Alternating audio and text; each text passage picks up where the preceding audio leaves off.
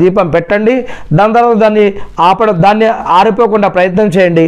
దేవుని యొక్క సహాయ సహకారాలు కూడా మీకు అందిస్తాయని చెప్పడం జరుగుతుంది. అట్లనే ఇంట్లో కూర్చొని నాకు జాబ్ లేదు, మాకు పని లేదని అంటే కాదు, మన యొక్క ప్రయత్నాలు మనం చేస్తూ ఉండాలి. అప్పుడే దేవుని యొక్క సహాయం మనకు దొరుకుతుంది.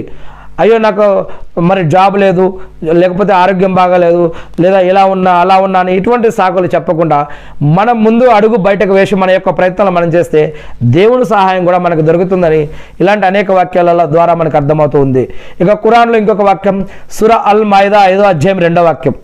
ఇక్కడ దేవుడు చెప్తున్నాడు ఏమని, సత్కార్యాలు, మంచి కార్యాలు, సమాజ సేవలు ఏవైనా సరే అల్లా యొక్క భీతితో కూడిన విషయాలలో మంచి పనులలో మీరు ఒకరికి ఒకరు సహాయం చేసుకోండి. మరియు పాప కార్యాలలో, క్రైమ్లు, నేరాలు, ఘోరాలు, పాపాల కార్యాలలో ఎవరితో కూడా మీరు సహాయం చేయకండి. ఖురాన్లో సూరా అల్ మాయిదా 5వ అధ్యాయం 2వ వాక్యం ఇది.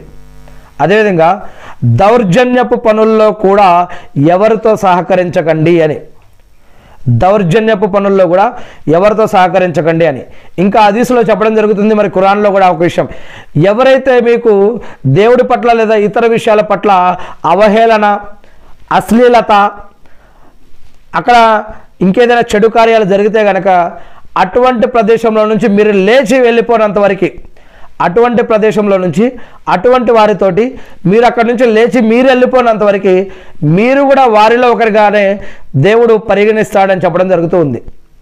అటువంటి వారితో స్నేహం కూడా సరైనది కాదని ఇస్లాం తెలియజేస్తూ ఉంది. ఇకపోతే ఖురాన్లో సూరా అల్ మాయిదా 107వ వాక్యం, ఖురాన్లో సూరా అల్ మావున్ 107వ వాక్యంలో 107వ సూరాలో 7 వాక్యాలు ఉన్నాయి.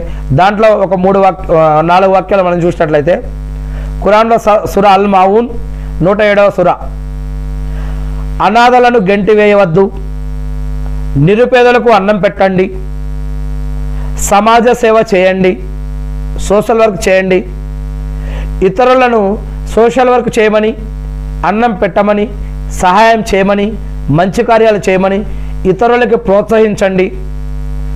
ఇతరులకు వారి యొక్క వాడుక వస్తువులు ఏవైనా ఉంటే వారికి ఇస్తూ ఉండండి. ఇతరులకి వాడుక వస్తువులు సైతం ఇస్తూ వారికి సహాయం చేయండి. ఇవన్నీ కూడా ఖురాన్లో సూరా అల్ మావున్లోని వాక్యాలు. మీరు కూడా ఖురాన్ చదివి ఒకసారి చదవండి, మీకు అర్థమవుతుంది.